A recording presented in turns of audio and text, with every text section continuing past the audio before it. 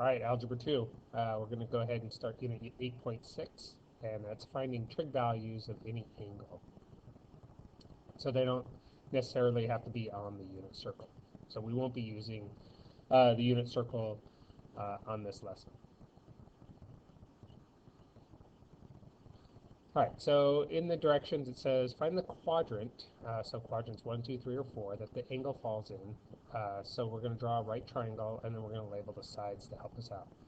So on question number 1, it says given that the sine of theta equals 2/3 and the angle is in quadrant 2, find the values of what cosine and tangent would be. All right, so let's go ahead and draw a triangle. And we already know that the quadrant is in, the angle is in quadrant 2.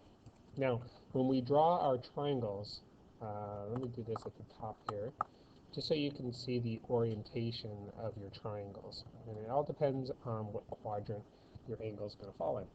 So if the angle, we already know, if the angle is going to be in quadrant 1, then our right triangle is going to always be drawn like this. So our right angle is right on the x-axis. And you can kind of see the angle would be at the vertex at 0, 0. So that's the orientation that you would draw.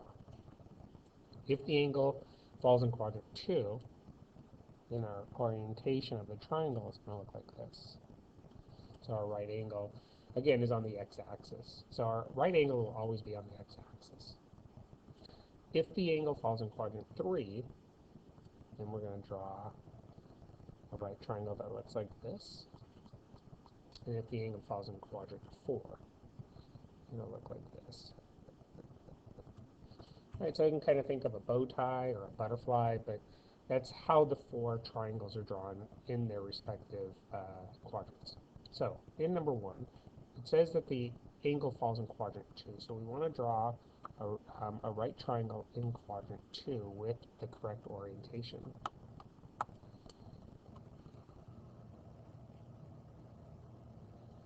All right, so there's quadrant 2. So now, given that the sine of theta is 2/3, we can label our triangle. Now, sine is positive. It's positive 2/3. Sine is positive in quadrant 2, so this makes sense that our triangle can be in quadrant 2. It could also be in quadrant 1, because sine is positive in quadrant 1 also, but they're telling us specifically it has to be in quadrant 2.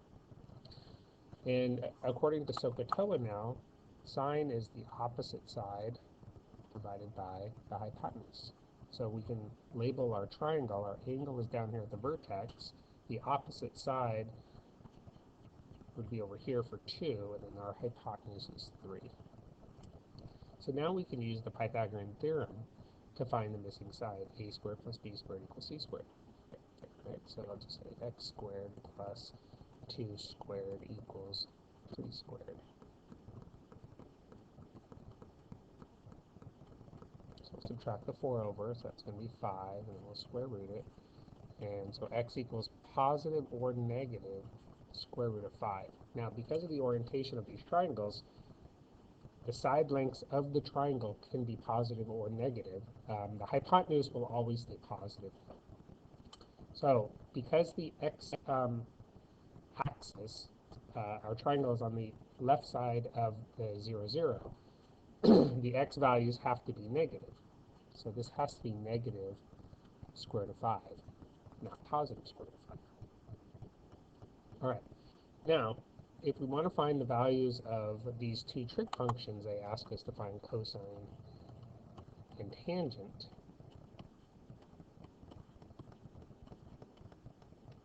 We know that in quadrant 2, that cosine is a negative value, okay, because if you think of all students take calculus, in quadrant 2, only sine and its reciprocal, the cosecant, is positive, where everything else is negative. And since our triangle is in quadrant 2, we know both cosine and tangent are going to have negative answers. So the cosine of this triangle, if we think of adjacent over hypotenuse,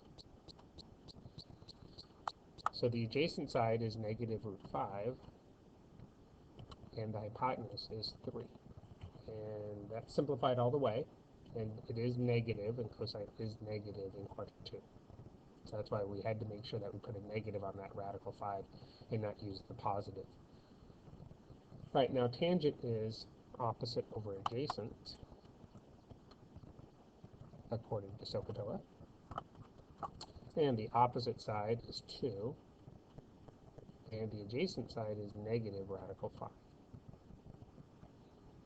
Well, we don't want to leave radicals on the bottom, and we also don't really want a negative on the bottom, so we're going to move the negative to the top, but we are going to multiply top and bottom by radical 5. So on top, we're going to get 2 radical 5. On the bottom, radical 5 times radical 5 is 5. And then that negative, you can leave it on the bottom on the 5 or move it up to the top. And so I'm just going to move it to the top. So it's negative 2 radical 5 over 5.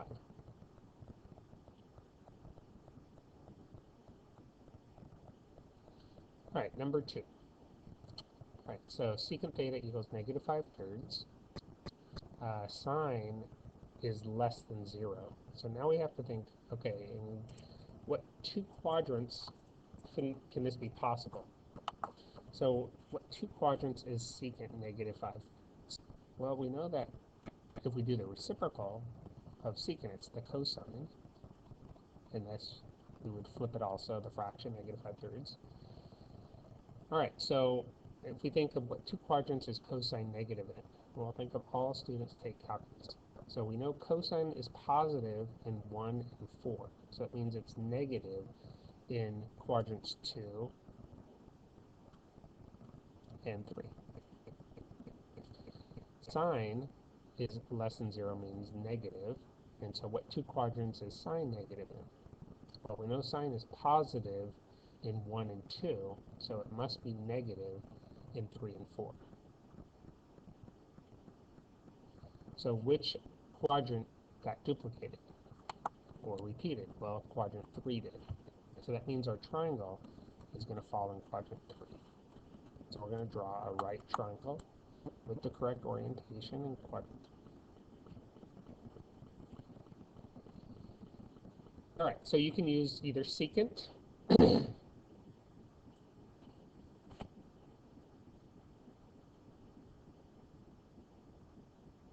secant negative 5/3 or cosine, sorry, this should have been 3/5. For those of you who caught it, good job.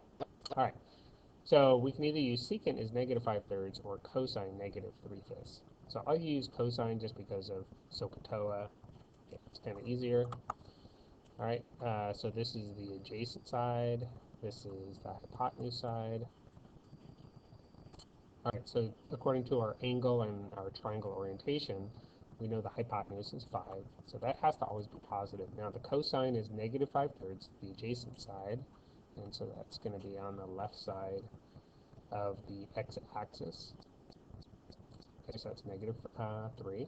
So then we can use Pythagorean Theorem, a squared plus b squared equals c squared. So I'll put that negative 3 in parentheses. It's negative 3, the whole thing's being squared, equals 5 squared. So x squared plus 9 equals 25. Subtract the 9 over, square root it. X equals plus or minus 4. So now we have to look. Since the triangle's in quadrant 3 and that vertical line is below the x-axis, all those y values would be negative. We want to use the negative 4, not the positive 4.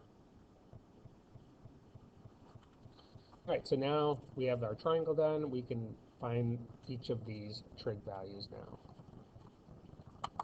So we want the sine, cosine. We already have the cosine written, so we'll just verify it, and the tangent. Alright, so sine is opposite over adjacent.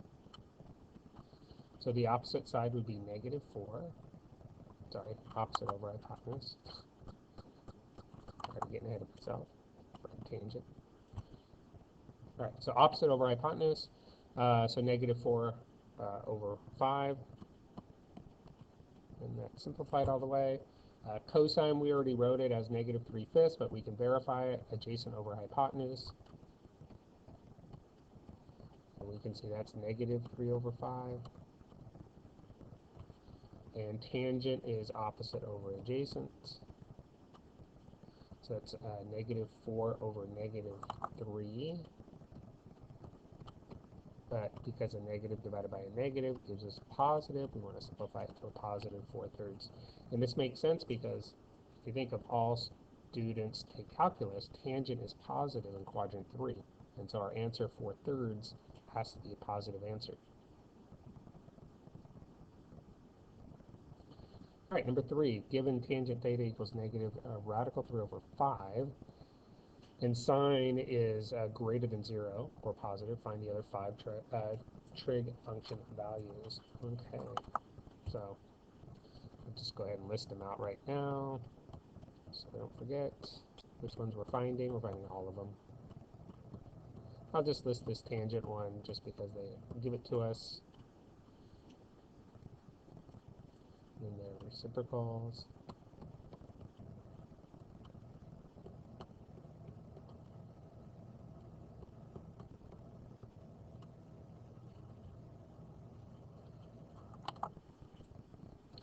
All right, so tangent is negative in 2 quadrants. All right, so we know it's positive in 2 quadrants. All students take calculus. It's positive in 1 and 3, which means it's negative in 2 and 4. Right, so our quadrant, the triangle that it's going to be drawn in is either 2 or 4. Now sine is greater than 0 or positive in 2 quadrants. It's positive in 1 and 2. And so the quadrant that got duplicated or repeated is quadrant 2. So our triangle is going to be drawn in quadrant 2. Again, the angle that we're looking at for our reference is at the vertex. All right, so they give us the tangent is negative √3/5. So this is the opposite and the adjacent. Now that negative can go to the numerator or to the denominator. It doesn't specify exactly which number that negative is going to. So you kind of have to look at your triangle and see which one can the negative go to. Well, we know the opposite side is radical 3. And we know the adjacent side is positive, or it's 5. We don't know if it's positive or negative. So now the negative has to go to one of those two numbers.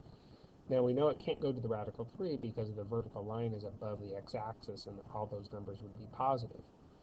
But the 5 is on the left side of the y-axis, and so all those numbers would be negative. So that negative is actually going to go to the 5. All right, so now we can use the Pythagorean Theorem to find the missing side. So a squared plus b squared equals c squared. So radical 3 squared plus negative 5 squared equals, what do we want to call it, c squared? So radical 3 squared means radical 3 times radical 3, which is radical 9, which will simplify down to just 3, plus negative 5 squared is positive 25. That's 28. Square root it. So square root of 28. Now, normally it's going to be plus or minus, but because we're looking for the hypotenuse, and the hypotenuse has to always be positive, we know it has to be positive radical 28. And then we can simplify it down. That's going to be 2 radical 7. All right, so now let's go ahead and get our trig functions. Let's see. I'm going to have to be simplifying some of these, so what I'm going to do is go ahead and move it down, just because I'm going to run out of room.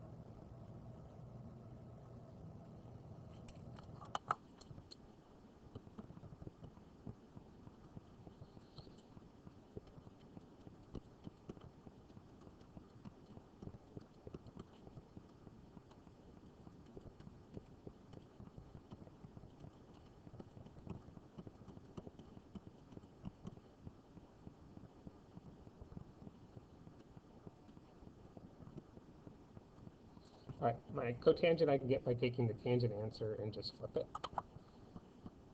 So 5 over radical 3. I can't leave a radical on the bottom, so I'm going to multiply by radical 3.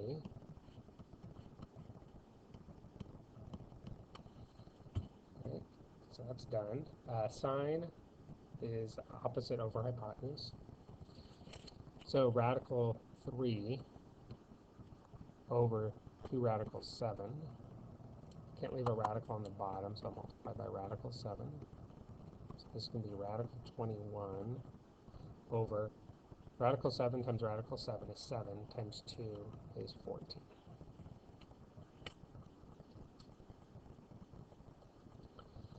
Cosecant is the reciprocal of that answer.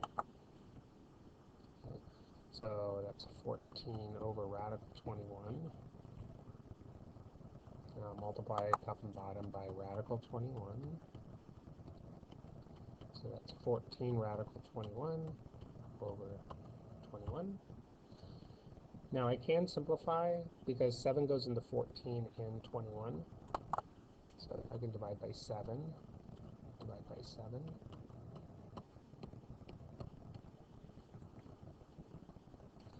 Right, cosine adjacent, negative 5 over hypotenuse. Again, we'll multiply by root 7. So that's negative 5 root 7 over 7 times 7 is 7. Root 7 times root 7 is 7 times 2 is 14. We'll flip our fraction over. So negative 14 over 5 root 7. Multiply by root 7. So negative 14 root 7 over root 7 times root 7 is 7 times 5 is going to give us 35. And again, we can divide by 7, 2, and 5. So we get negative 2 root 7 over 5. And that's all of them. All right, let's keep going. All right, so given the terminal side of an angle passing through a point, find the values of sine, cosine, tangents. Now they give us a point, so instead of talking about a trig function, they give us an ordered pair. And so we have to know what quadrant the ordered pair falls into.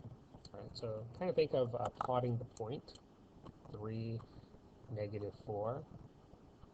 So you would go right 3, down 4. So that means that the triangle would be in quadrant 4. Because this point right here would be 3, negative 4.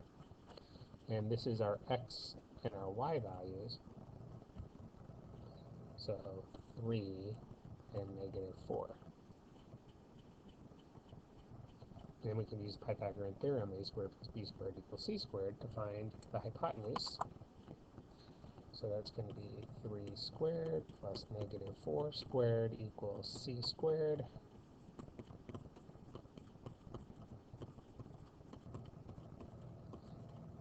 Again, the hypotenuse is the only one that has to always stay positive. So now we have our triangle solved, and now we can list out each of the trig functions.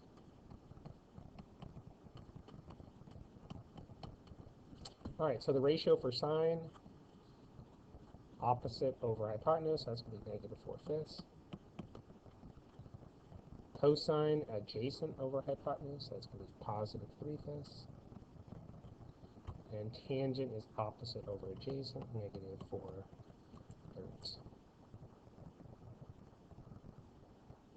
All right, 5, same thing. Again, think of how you would plot that point. What quadrant would it fall in? So negative 15 or positive 15/3, that's going to be quadrant 1. Again, 15 is x, 3 is y. So 15 goes on the x-axis, 3 would be the vertical. All right, and then Pythagorean Theorem. Again, we're looking for the hypotenuse. 15 squared plus 3 squared equals c squared. 225 plus 9. Is that 234? Square root it. We'll try to simplify it if we can.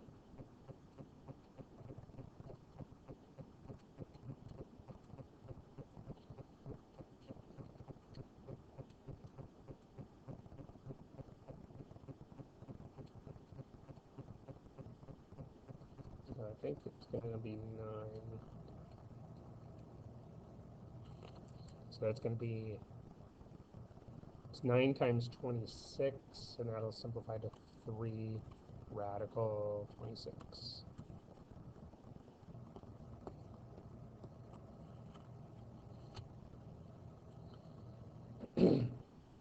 All right, so let's go ahead and find all 6 trig function values.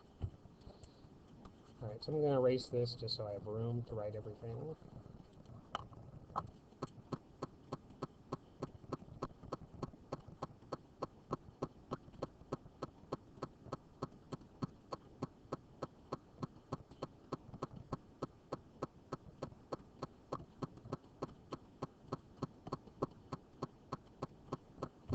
All right, so sine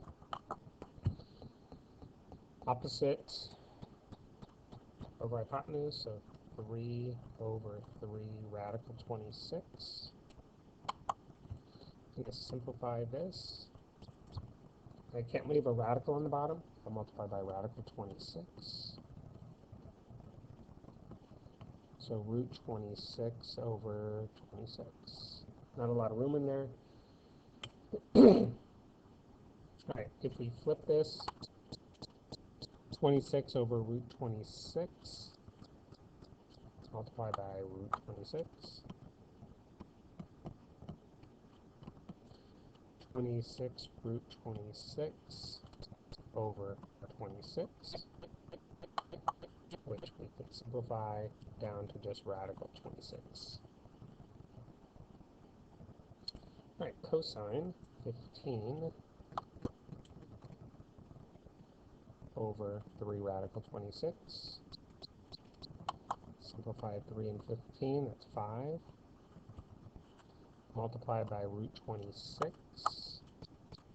top and bottom. All right, so I'm going to run out of room to write it, so I'll just put the answer over here. So 5 root 26 over 26. Secant, we'll do the reciprocal. So 26 root,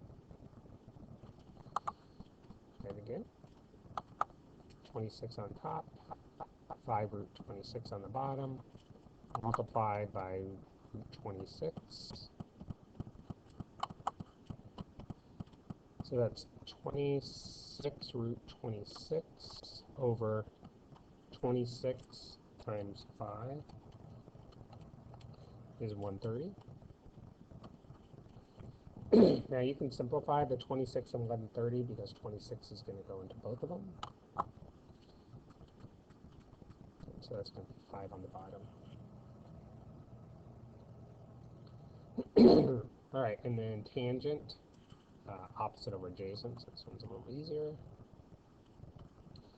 And we can simplify that down to 1/5. And then we could do the reciprocal of 1/5, which would be just 5. All right, we're going to skip 6 just because it's basically the same, and I don't want to take too much more time on that. All right, so now we're going to go down and find the values of theta using our calculator. So you want to make sure that your calculator is in degree mode. And so this first one, number 7, we're going to take our calculator and put in the inverse sign of 0.436 because we're looking for an angle. And so the way that we type it in our calculator, because we're looking for an angle,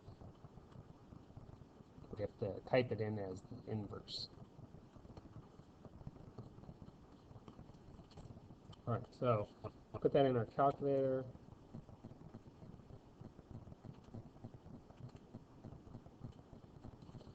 So we're going to round to the nearest degree, so it looks like about 26 degrees. Now this 26 degrees is in quadrant 1. So these angles, since the sine of the angle is a positive 0.436, we know sine is positive in two quadrants, 1 and 2. All students take calculus. So the calculator is giving you the 1 in quadrant 1, 26 degrees. So just let you know. All right, number 8. So now we're going to do the cosine inverse of 0.984.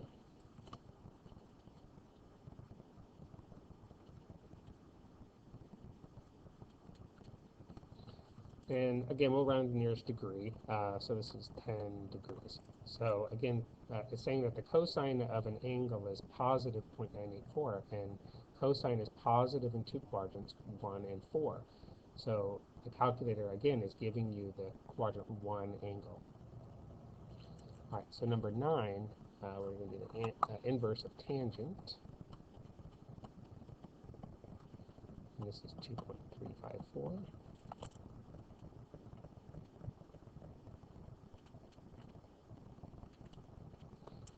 So 67 degrees. Again, tangent's positive in two quadrants, 1 and 3. And so 67 degrees is the quadrant 1 angle. So now in these last three problems, we're going to find two values of the angle. So I said that each time there's two angles, and the calculator is calculating one of them. But now we have to find the second one also. Okay, so we'll first find the first one. So again, we'll do the inverse.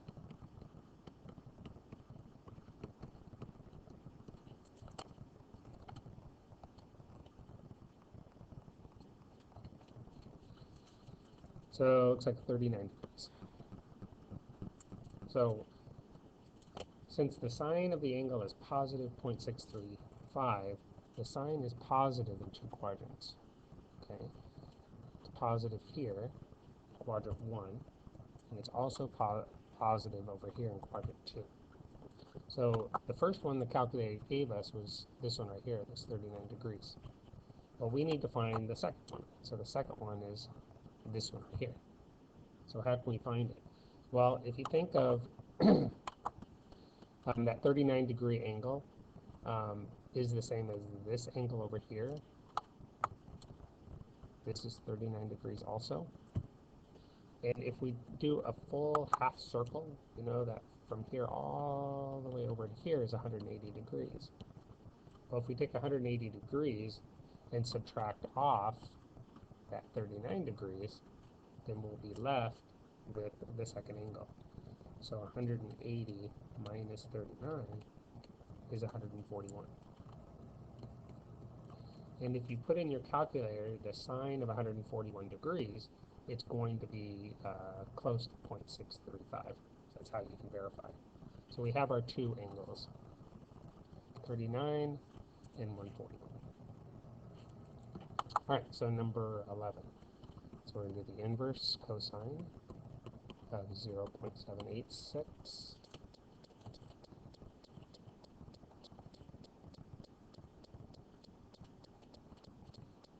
So it's about 38 degrees. All right, so what two quadrants is cosine positive in? Well, it's positive in quadrant 1, that's the 38 degree one, and it's also positive in quadrant 4. So this is the one that the calculator gave us first. It's 38 degrees. We need to find that one. Well, how can we find it? Well, we can use that 38 degrees. We know that that right there would also be 38 degrees. And if we go and do a full circle this time, it's 360 degrees. And if we subtract off the 38, we're left with that angle that's in quadrant 4. All right, so on this one, since the angle is in quadrant 4, we want to do 360 minus 38 degrees.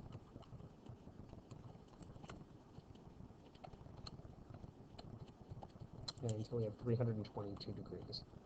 Again, you can verify that this is an angle that works.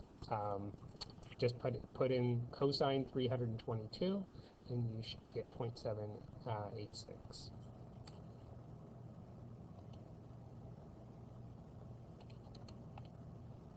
Or very close to it. All right, and then number 12, tangent. So we'll do the inverse, 0.896.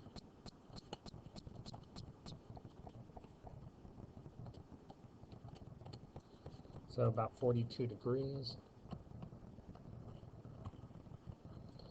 And then let's kind of see how this is on in the quadrants. So 42 degrees is quadrant 1. There's the first one. Now tangent is positive in two quadrants, 1 and 3. So we got the quadrant 1, we need this second one that's in quadrant 3.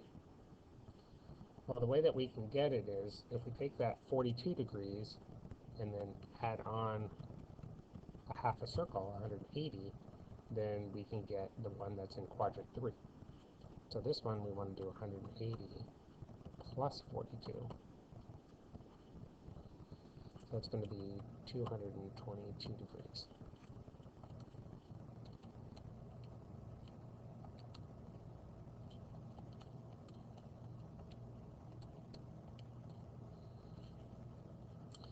Right now, again, you can verify this. Put tangent 222. You should get close to 0.896. You can put tangent 42. You should, again, get close to 0.896. That's how you can tell if your answers are right. All right, and so that's it.